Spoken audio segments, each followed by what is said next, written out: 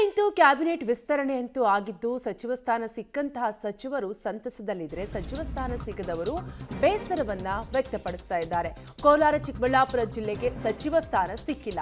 High command ವಿರುದ್ಧ ಅವಳಿ ಜಿಲ್ಲಾ ಶಾಸಕರು ಬೇಸರವನ್ನ ವ್ಯಕ್ತಪಡಿಸ್ತಾ ಇದ್ದಾರೆ.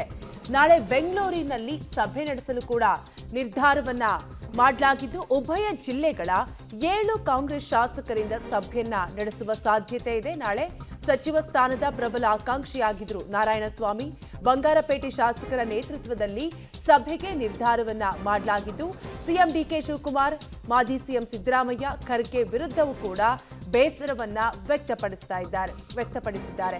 ಒಟ್ಟಾರೆಯಾಗಿ ಈಗಾಗಲೇ ಸಚಿವ ಸ್ಥಾನ ಸಿಗದಂತವರು ಸಾಕಷ್ಟು ಬೇಸರವನ್ನ ವ್ಯಕ್ತಪಡಿಸ್ತಾ ಇದ್ದು ಅವರ ಬೆಂಬಲಿಗರು ಪ್ರತಿಭಟನೆಯನ್ನು ಕೂಡ ಮಾಡಿದ್ರು. ಕೆಲವು ಕಡೆ ಇನ್ನು ಕೋಲಾರ ಮತ್ತು ಚಿಕ್ಕಬಳ್ಳಾಪುರ ಜಿಲ್ಲೆಗೆ ಸಚಿವ ಸ್ಥಾನ ಸಿಗದೇ ಇರೋ ಕಾರಣ ಹೈಕಮಾಂಡ್ ವಿರುದ್ಧ ಅವಳಿ ಜಿಲ್ಲಾ ಶಾಸಕರು ಬೇಸರವನ್ನ ವ್ಯಕ್ತಪಡಿಸಿದ್ದಾರೆ. ಡೀಟೇಲ್ಸ್ ಕೊಡ್ತಾರೆ ನಮ್ಮ ಪ್ರತಿನಿಧಿ ರವಿ, ದೂರವಾಣಿ ಸಂಪರ್ಕದಲ್ಲಿ ಕನೆಕ್ಟ್ ಆಗಿದ್ದಾರೆ. ರವಿ, ಅಂತೂ ಇಂತೂ ಇವತ್ತು ಸಚಿವ ಸಂಪುಟ ವಿಸ್ತರಣೆ ಆಗಿದ್ದು ಸಚಿವ ಸ್ಥಾನ ಸಿಕ್ಕಂತವರು ಸಂತಸದಲ್ಲಿದ್ರೆ ಸಚಿವ ಸ್ಥಾನ ಸಿಗದೇ ಇದ್ದಂತಹ ಶಾಸಕರು ಬೇಸರವನ್ನ ವ್ಯಕ್ತಪಡಿಸ್ತಾ ಇದ್ದಾರೆ. ಅದರಲ್ಲೂ ಮುಖ್ಯವಾಗಿ ಕೋಲಾರ ಮತ್ತು ಚಿಕ್ಕಬಳ್ಳಾಪುರ ಜಿಲ್ಲೆಗೆ ಸಚಿವ ಸ್ಥಾನ ಸಿಕ್ಕಿಲ್ಲ. ಸೊ ಶಾಸಕರು ಯಾವ ರೀತಿ ಬೇಸರವನ್ನ ವ್ಯಕ್ತಪಡಿಸ್ತಾ ಇದ್ದಾರೆ, ಅವರ ಮುಂದಿನ ನಡೆ ಯಾವ ರೀತಿಯಾಗಿರುತ್ತೆ ಅಂತ ರವಿ?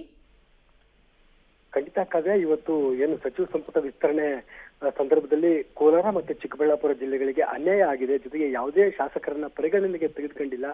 ಒಟ್ಟು ಅವಳಿ ಜಿಲ್ಲೆಯ ಅಂದ್ರೆ ಕೋಲಾರ ಮತ್ತು ಚಿಕ್ಕಬಳ್ಳಾಪುರ ಜಿಲ್ಲೆಯಲ್ಲಿ 7 ಶಾಸಕರು ಕಾಂಗ್ರೆಸ್ನ ಶಾಸಕರಿದ್ರೂ ಸಹ ಯಾವುದೇ ಶಾಸಕರಿಗೆ ಸಚಿವ ಸ್ಥಾನ ಸಿಕ್ಕಿಲ್ಲ ಅನ್ನೋ ಬೇಸರ ಇವತ್ತು 2 ಜಿಲ್ಲೆಯ ಶಾಸಕರಲ್ಲಿ ಮೂಡಿರ್ತಕ್ಕಂಥದ್ದು. ಈ ಸಂಬಂಧ ಈಗಾಗಲೇ ಏನು 2-3 ಜನ ಶಾಸಕರ ನೇತೃತ್ವದಲ್ಲಿ ನಾಳೆ ಒಂದು ಸಭೆಯನ್ನ ಮಾಡಿ ಆ ಮೂಲಕ ಹೈಕಮಾಂಡ್ ವಿರುದ್ಧ ಯಾವ ರೀತಿಯ ತೀರ್ಮಾನ ತೆಗೆದುಕೊಳ್ಬೇಕು ಅನ್ನೋ ಒಂದು ನಿರ್ಧಾರಕ್ಕೆ ಈಗಾಗಲೇ ಶಾಸಕರು ಮುಂದಾಗಿರ್ತಕ್ಕಂಥದ್ದು. ಅದರಂತೆ ನಾಳೆ ಬಂಗಾರಪೇಟೆ ಪ್ರಭಾವಿತ ಸಚಿವ ಸ್ಥಾನದ ಆಕಾಂಕ್ಷಿಯಾಗಿದ್ದಂತ ನಾರಾಯಣಸ್ವಾಮಿ ಅವರ ನೇತೃತ್ವದಲ್ಲಿ ನಾಳೆ ಒಂದು ಸಭೆಯನ್ನು ಮಾಡಿ ಆ ಮೂಲಕ ಯಾವ ನಿರ್ಧಾರಕ್ಕೆ ಬರಬೇಕು ಮತ್ತೆ ಯಾವ ತೀರ್ಮಾನವನ್ನು ತೆಗೆದುಕೊಳ್ಬೇಕು ಅನ್ನೋ ಒಂದು ನಿರ್ಧಾರಕ್ಕೆ ಇವತ್ತು ಕೋಲಾರ ಮತ್ತು ಚಿಕ್ಕಬಳ್ಳಾಪುರ ಶಾಸಕರು ಮುಂದಾಗಿರ್ತಕ್ಕಂಥದ್ದು. ಕಾವ್ಯ, ಥ್ಯಾಂಕ್ ಯು ರವಿ ಡೀಟೇಲ್ಸ್ಗಾಗಿ.